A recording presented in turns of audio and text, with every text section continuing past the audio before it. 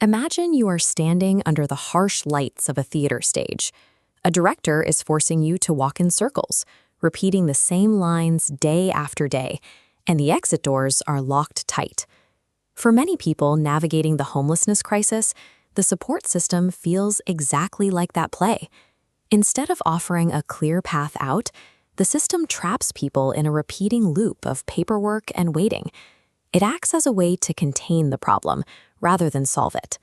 Living inside that loop is exhausting.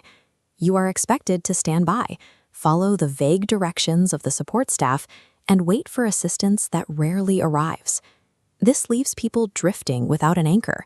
They're caught in the slow, stagnant tide of government offices, stuck in a system that keeps them floating but never actually lets them reach the shore. Getting a slightly better costume or a different script won't get you off that stage. To actually escape, you have to stop participating in the current performance entirely. This approach comes from Ocean Duran. Drawing on his background as a choreographer to the stars, he looks at social support systems through the lens of movement and staging. His vision is a sharp pivot. Instead of letting a broken bureaucratic system direct the play, the people stuck on the stage need to take over as the choreographers. We call this participant-led innovation. The core idea is simple. The person experiencing the daily friction of a failed system is the most qualified expert to design the fix. The goal is to give the people on that stage the power to choreograph their own way out for good. To execute this exit, Ocean developed a specific framework called NvoicED, which stands for Invoiced Empowerment.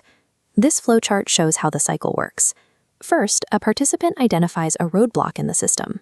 They design a functional solution for that glitch, and then they generate an invoice to build a system for that professional work. This takes the idea out of theory and into the real world. By targeting massive multi-billion-dollar grant cycles, participants treat their innovations as legitimate, fundable services. This changes the power dynamic. Instead of someone asking for help, you become a consultant paid to fix a problem for the clinic. Demanding professional accountability and billing the system for its inefficiency reclaims a person's agency. They step out of the role of a passive recipient and become an active creator. The target for rolling out this framework involves major community health organizations like the Venice Family Clinic Network and their wellness centers. When approaching these large organizations for funding, pitching one massive complex proposal is risky. If a grant reviewer dislikes even a single detail of a giant project, they might reject everything. To solve this, we use the deconstruction method. We break the master plan into 3 distinct blocks. First is the workable, a tech lab for digital control. Stacking on top is the second block, funding milestone celebrations to reward progress and build community connections. When you put these pieces together, they form a clear step-by-step roadmap out of the system. This modular plan is designed to help a person take back full control of their own independent future. Presenting a flexible system built to grow and adapt makes it much easier for grant reviewers to say yes. It is far more effective than a generic request for funds. The final move is bypassing middle management entirely. The completed blueprint goes straight to the high-level offices handling the clinic network's money. This establishes a clear professional boundary. The participant acts as the architect, providing the blueprint, while the clinic administrators act as the builders who handle the paperwork. Claiming the title of architect protects the original vision. It ensures the plan remains effective, preventing it from being watered down by administrative staff. People experiencing homelessness have incredible insight into the systems that contain them. They are capable of designing real solutions when they have the resources to do it. To end the crisis, we have to stop trying to fix a broken stage.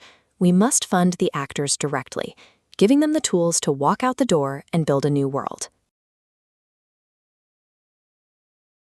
Imagine fixing a broken city infrastructure and instead of asking the municipal government for a handout to cover your costs, you literally just hand them an invoice. Right, just bill them directly. Exactly. Welcome to the deep dive. Today we're looking at that massive stack of strategic planning transcripts you sent over. And I have to tell you, the grant proposal you flagged in here It completely flips the script on how social safety nets traditionally operate. Oh, absolutely. It's a total paradigm shift. Because usually when you look at charities or government assistance programs, there's this ingrained expectation of, well, subservience, you Mhm. know? You approach the agency, you demonstrate just how destitute you are through, like, endless reams of paperwork, So much paperwork. and then you just wait. You wait for the system to allocate resources to you. Yeah, and it's a dynamic fundamentally built on dependency. Yeah. And honestly, a massive power imbalance. I mean, the institutional system holds all the leverage, all the capital. Right. And the individual seeking aid is essentially forced to perform their own helplessness, just qualify for basic survival resources. But the documents you asked us to analyze today challenge that entire premise. They really do. We're examining a highly structured, heavily jargon-laden grant proposal created by someone who refers to themselves as the ographer, specifically Ocean Durant. Yes, and the background here is just wild. The ographer is described as a choreographer to the stars who has transitioned into what the documents call a kinetic architect. A kinetic architect. I love that term. They're so good. Now, because you already track municipal funding and social policy, you know how rigid these grant spaces can be.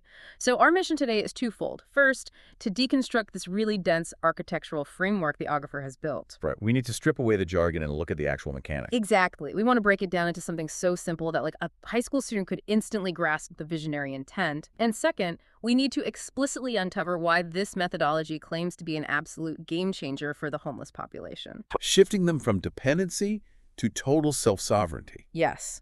So, okay, let's unpack this. Let's do it. So the overarching system that Ugrapher has designed is called NvoicED. That's spelled NvoicED. It stands for Invoiced Empowerment. Invoiced empowerment. Yeah, and just unpacking that name gives us the philosophical core of the entire proposal. It's an architectural framework designed to literally bill a stagnant bureaucratic system for its own inefficiencies. Wow. And by doing so, transfer power back to the contained individual. Okay, hold on. Let's stop right there. Billing the system. That sounds incredibly provocative on paper, but I mean, I have to play devil's advocate for a second here. Go for it. If I go out and patch a pothole on my street because the city is taking too long, and I just mail an invoice to the Department of Transportation, they are going to throw it straight in the shredder. Oh, instantly. Right. A bureaucracy doesn't pay for services it didn't authorize. So how does this ographer actually force the system to pay? If I'm explaining this to a high schooler, is this basically like a student realizing the school's curriculum is broken, teaching themselves the material, and then sending the principal an invoice for doing their job? That is actually a really great analogy. And yes, you've hit on the crucial distinction here. It's not a literal, mailed invoice for unauthorized rogue work. Okay. The invoice is conceptualized through the mechanism of highly targeted, large-scale grant acquisition. Ah, I see. The ographer is arguing that the innovation provided by the individual experiencing homelessness. Right, the person actually navigating the broken municipal system. Exactly. Their lived experience and the workarounds they find are treated as a proprietary consulting service. Mm. They formalize this service into a structured methodology and submit it through established multi-billion-dollar continuum of care grant pipelines. So the state isn't paying a rogue invoice. They are funding a competitively bid grant. Yes. But the psychological posture of the applicant has shifted from, please help me, to, I am rendering a service to fix your broken machinery, fund my infrastructure. Okay, that makes much more sense. It's hijacking the existing funding apparatus, but changing the power dynamic of the application itself. Totally. It treats the person dealing with homelessness as a consultant, an innovator, rather than just a passive recipient of aid. Which is where that kinetic architect title comes in. Exactly.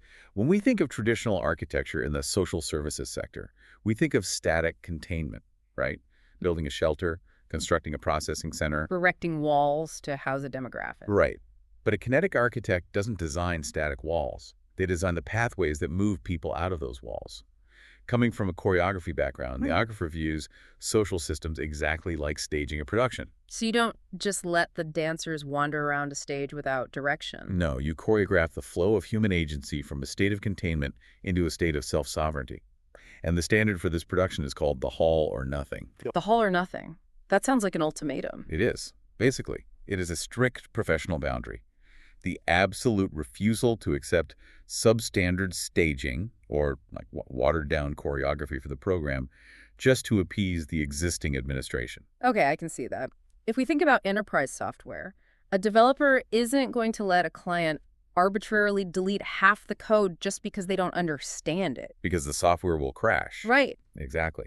The all or nothing means the Aquifer will not compromise the integrity of the NvoicED methodology to fit into a broken clinic's comfort zone. It has to be adopted with full professional rigor or not at all.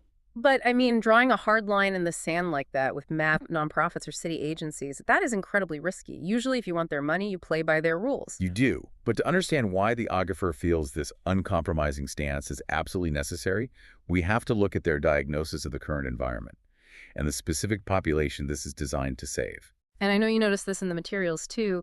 They use a very specific, almost poetic term for the individuals trapped in this system. Yes, homeless stingrays. Homeless stingrays. It's a striking piece of lexicon. The documents define a homeless stingray as an individual who remains fundamentally unanchored, entirely reliant on the ebb and flow of stagnant government services.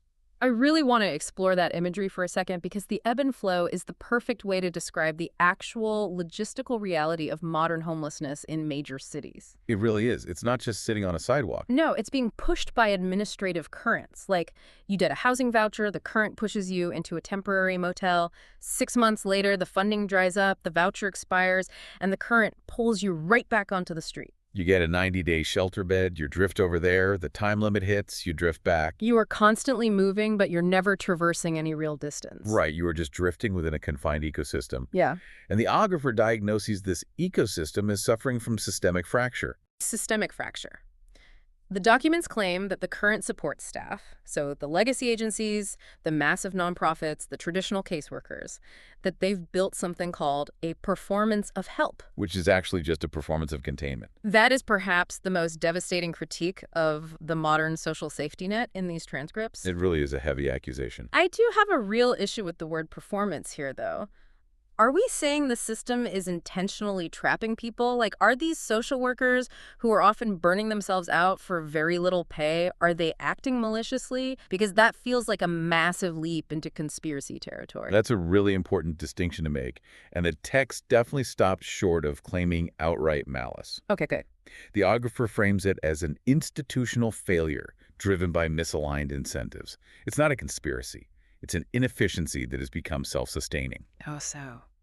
Well, think about how massive nonprofits are funded. They receive grants based on the number of beds filled, the number of meals served, the number of interactions logged. So the system is funded to manage the symptoms of homelessness. Exactly. Therefore, the infrastructure it builds is an infrastructure of containment. Ah, I see. If your funding relies on managing a population, then solving the problem and eliminating the population actually threatens your funding model. It's a perverse incentive. It's like a pharmaceutical company that gets rich selling a daily treatment for a chronic illness rather than developing a one-time cure. The treatment is the performance of help, but because it never cures the patient, it's actually a performance of containment. That is spot on. The system builds a very robust, well-funded study hall to manage the stingrays while they drift, but it lacks any mechanism to actually graduate them. The system forgets how to anchor people because anchoring them isn't what the system is measured on. And this highlights exactly why this grant is key for the homeless population. It directly targets that containment aspect and replaces it with movement. Yes, exactly. But you can't just tell a drifting stingray to suddenly sprout legs, walk onto dry land, and become a self-sufficient architect.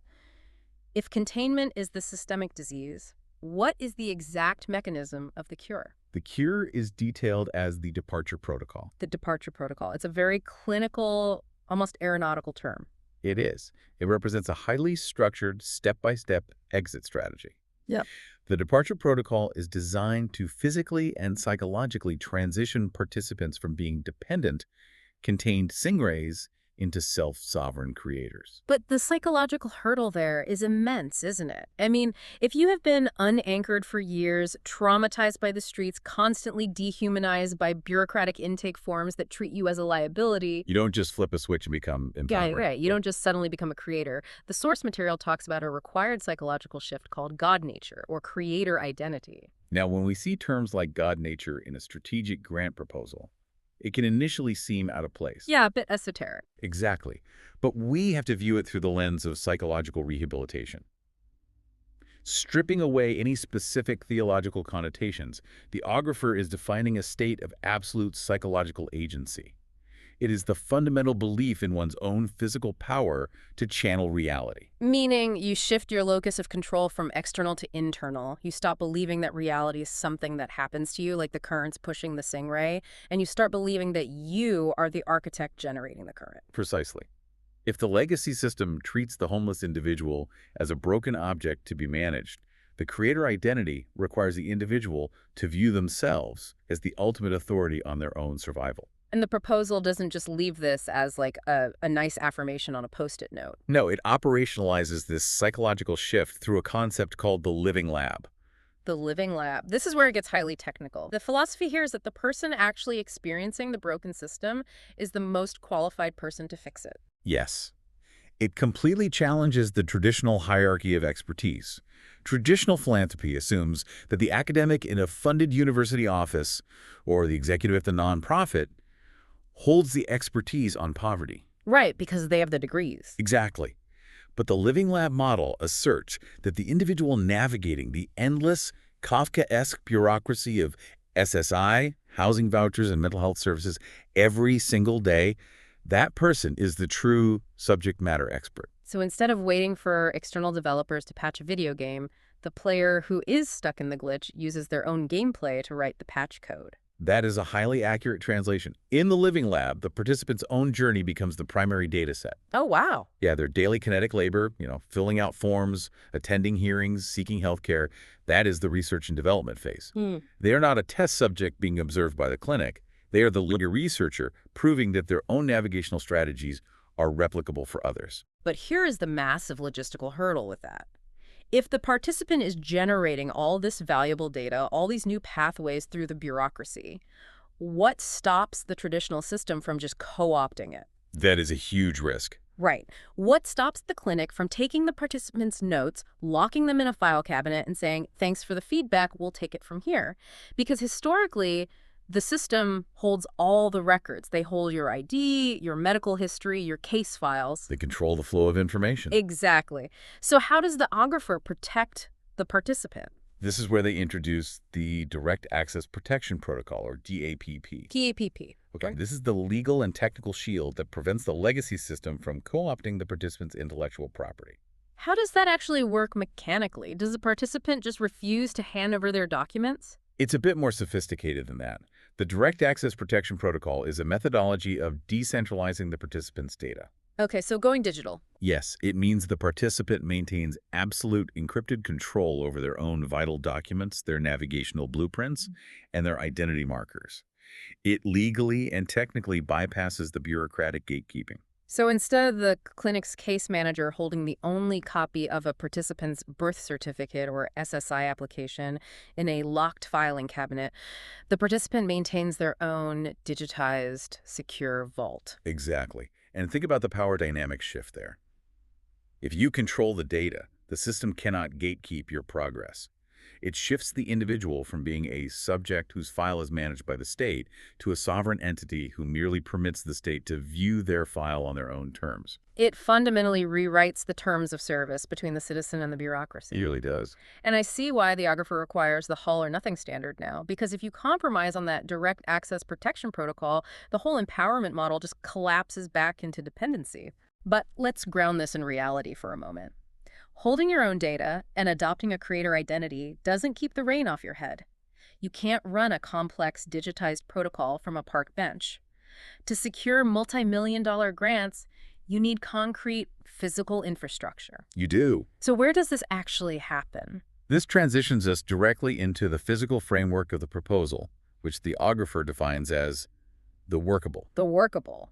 The documents describe this as the essential physical and digital infrastructure. It's the headquarters, basically. Yes, it is the physical laboratory required to maintain the intense focus and productivity needed to execute the NvoicED curriculum. You can have the best operating system in the world, which is the departure protocol, but without a functional computer processor, it cannot run. Right. The workable is the hardware environment where the kinetic movement takes place. But building a new environment is notoriously the bottleneck in social services. Look at any major city. A bond measure passes to build new homeless shelters, and it takes 5 years and millions of dollars just to acquire the land and break ground. Bureaucratic red tape stalls everything. Exactly. The geographer clearly doesn't want to wait 5 years, so how do they establish the workable without getting bogged down in real estate development? They bypass the need for ground-up construction entirely by utilizing a concept they call the 2% update. The 2% update. The transcript compares this to a company switching its communications from Zoom to Zoho. Yes, it's positioned as a highly specific, low-friction change.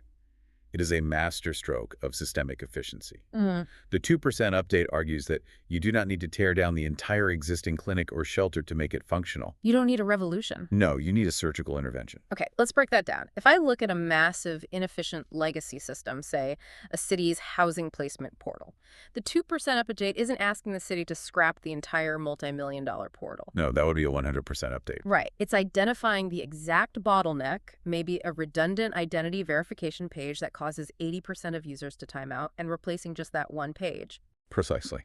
And the capability to identify that specific bottleneck is what the grant refers to as ignition literacy. Ignition literacy, that is a great phrase. It's the diagnostic core of the geographer's value proposition.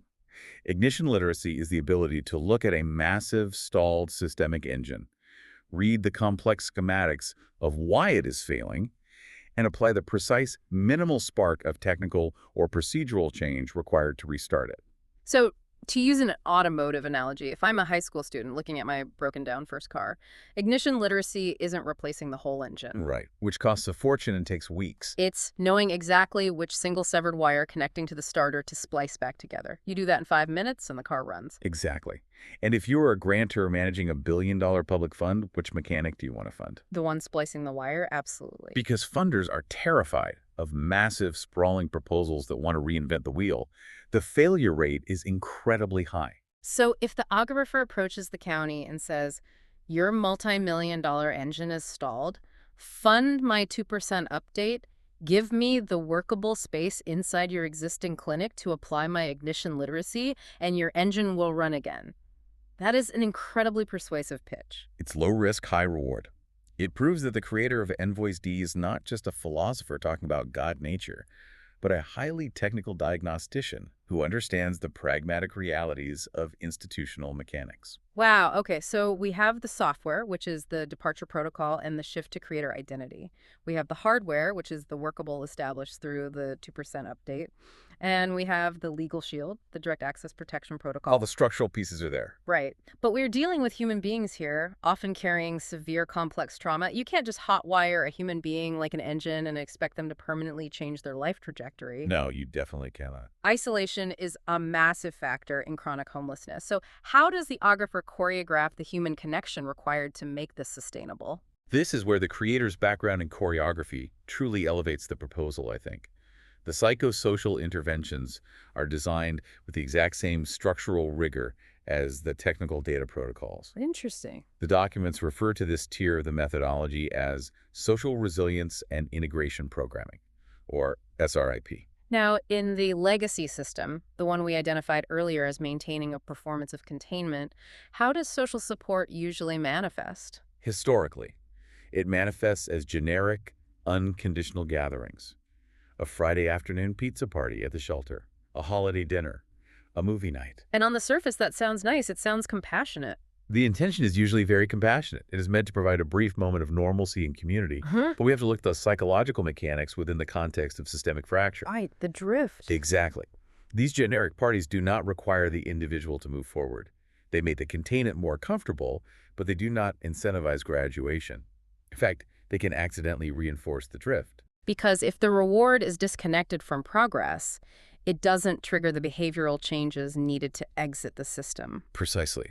So how does NvoicED redefine this dynamic? They use something called milestone celebrations, right? Yes.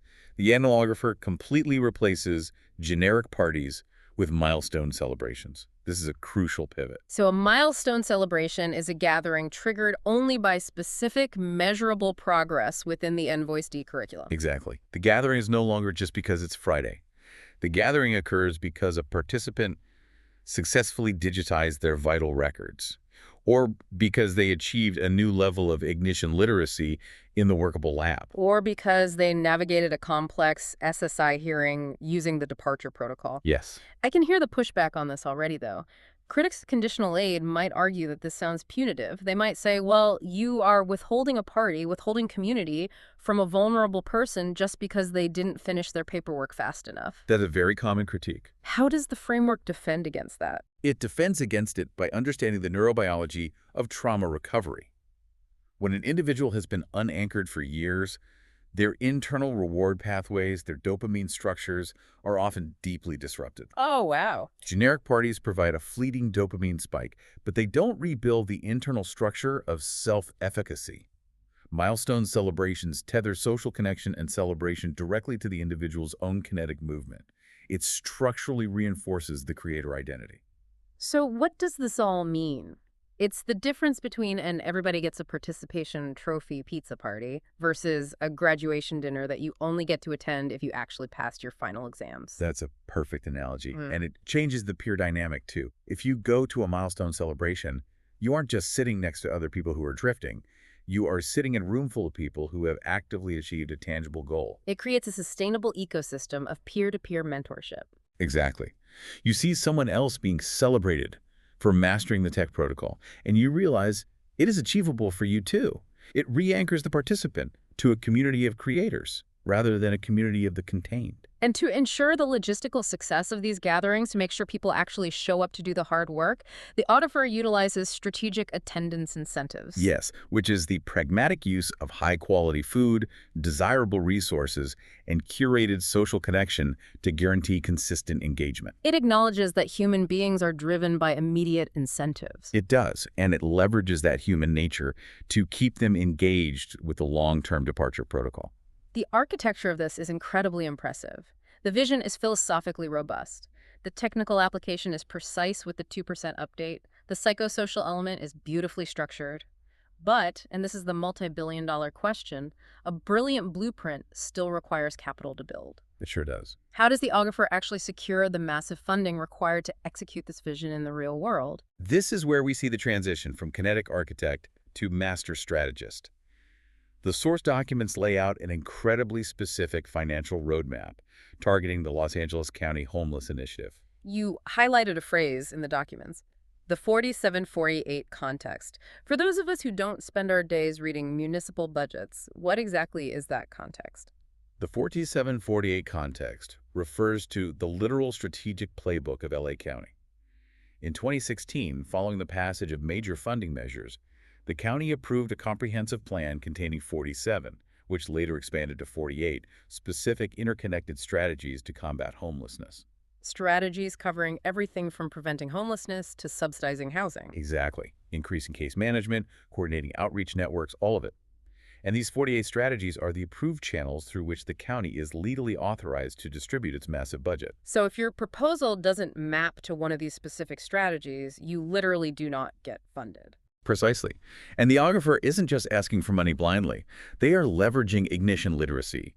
They are looking at the county's own 4748 playbook and saying, look at strategy E4 regarding first responders, or strategy B3 regarding partner integration.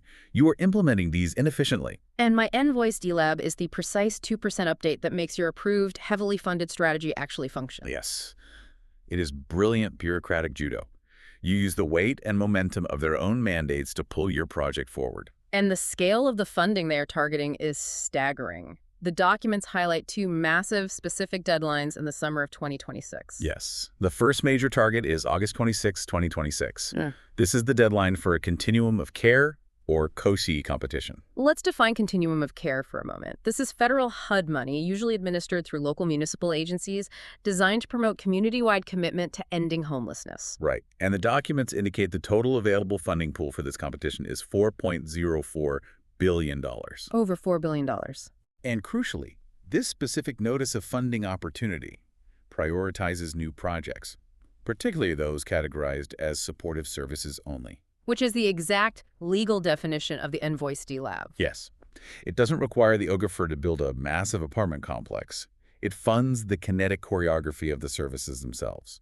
And there is a second deadline just 4 days later, right? August 30, 2026. This is the deadline for encampment resolution funding, specifically the ERF 3R cycle. This funding stream mandates person-centered, housing-first approaches. Again, a perfect systemic alignment with the NvoicED mission. But applying for access to billions of dollars is an incredibly complex, intimidating process. It's grueling. A lot of grassroots innovators make the mistake of writing one massive, sprawling, 100-page document, throwing their entire life's work into it, and praying it gets accepted by a review board. Which is exactly the trap the ographers explicitly advise to avoid in these transcripts. Right. The documents outline what is arguably the smartest strategy in modern philanthropy: deconstruction and scaling. Deconstruction. So we are not presenting one massive monolith of a proposal. We are segmenting the methodology. Yes. The expert advice instructs the ographer to treat the framework like building a modular system. You break the overarching vision down into distinct, independently fundable modules. Because every grant committee has a different appetite and different legal restrictions. Exactly. If you bundle it all together in one massive ask, a reviewer might reject the entire multi-million-dollar proposal just because their specific funding stream isn't legally allowed to pay for, say, the food at the milestone celebrations. Right, so you mitigate risk by compartmentalizing the requests. You do. The documents outline a 3-module deconstruction strategy. Module 1 targets that massive August 26 continuum of care deadline. Which is the foundation, the request for the core physical and digital infrastructure. Yes, it asks for the capital to establish the workable, the tech lab, the secure servers for the direct access protection protocol. Then Module 2 targets the subsequent fall and winter grant cycles. Module 2 is the furniture and decor, metaphorically speaking. This is the funding specifically designated for the social resilience programming. It covers the costs of the milestone celebrations, the incentives, the catering. The community building aspects that humanize the protocol. And finally, Module 3 targets the spring training and consulting grants. Yes, Module 3 is the staffing and expansion. This secures the capital for advocacy coordination, peer mentorship stipends, and the pedagogical process of teaching ignition literacy to new cohorts. So, to use a business analogy, it's like a startup securing venture capital. You don't ask one angel investor for $50 million to build out your entire 10-year roadmap. No, you'd never get it. You raise a seed round to build the software infrastructure, that's Module 1. You raise a Series A to fund user acquisition, that's Module 2. And you raise a Series B to scale the team, that's Module 3. You're just stacking the capital intelligently. That is exactly the mechanism at play. But the transcript anticipates a very common fear that arises when innovators attempt this stacking strategy. Is this double dipping? Right. Will the county reviewers think you are trying to scam the system by asking for money from multiple different funding streams simultaneously? The expert synthesis firmly addresses this. It is absolutely not double dipping, provided there is total transparency in the budgets. In fact, institutional grantors actually prefer this modular approach. Wait, really? Wouldn't they prefer to fully fund a project so they can claim total ownership of its success? Not necessarily, because it proves to the grantor that the NvoicED ecosystem is economically sustainable and financially sophisticated. It demonstrates you aren't dependent on one single precarious source of funding. Oh, that makes sense. If a grantor sees you have already secured a Module 1 funding for your tech infrastructure, they are vastly more confident in awarding you Module 2 funding for your community programs because the foundation is already de-risked. Precisely. But what happens in the best-case scenario? What if the ographer successfully secures funding for the same module from 2 different grants simultaneously? Do they penalize you and pull the money back? No, you don't lose the capital. You accelerate the timeline. You open a second workable lab location. You increase the frequency of the milestone celebrations. You extend the operational duration of the program from 1 year to 3 years. The ographers maintained their role as the kinetic architect, dynamically staging each phase of the production based on the resources available. The vision is cohesive. The modular grant strategy is a masterclass in navigating municipal bureaucracy. But there is always a friction point when a visionary idea meets ground-level reality. Always. The Ographer isn't operating in a vacuum. There is a massive administrative wall standing between them and the submission of these grants at the Venice Family Clinic. Yes, the tactical execution on the ground. Navigating the internal politics of that specific clinic is the final and perhaps most crucial step outlined in our deep dive today. This part of the transcript is fascinating because it shifts from high-level philosophy to a very gritty, tactical manual on office politics. It seems initially the Ographer was attempting to work through their assigned therapist or advocate at the clinic to get this grant submitted. Which is a classic, highly detrimental trap that many grassroots innovators fall into. The source material firmly and explicitly advises the Ographer against this approach. Why? I mean, if you have a good relationship with your therapist, shouldn't they be your champion inside the organization? They can be a champion of your well-being, but they are the wrong vector for systemic institutional change. A clinical therapist is not trained in multi-million-dollar grant procurement. They are trained in patient care. Exactly. If you hand a highly technical continuum of care grant proposal to a therapist, it will stall out because they do not have the administrative bandwidth or the departmental authority to process it. And equally importantly, the transcript insists the Ographer must not act as the administrative grant writer themselves. Right. The instruction is incredibly clear. It states, the process is not your job. The content is your job. The Ographer must rigorously maintain their identity as the architect and the innovator. They are advised to view the clinic's administration merely as a conduit. Yes. The conduit dynamic is essential for preserving the power balance. Going back to our architecture analogy, if you're the architect who drew the blueprints for a skyscraper, you do not go out into the mud and try to pour the concrete yourself. No, if the architect tries to manage the cement mixer, the building never gets built, and they lose their authority. You hand the blueprint, the system portfolio, to the construction managers, and you hold them accountable for building it. Exactly. The Ographer has done the heavy lifting of generating the intellectual property. That is the blueprint. Now, they need the administrative conduit, the clinic, to provide the basic bureaucratic plumbing. The tax ID numbers, the 501c3 status, the login access to the portals. Right. The source documents detail specific targets within the Venice Family Clinic ecosystem. They mention the Chuck Glore Rose Avenue Health and Wellness Center, and specifically the Common Ground program.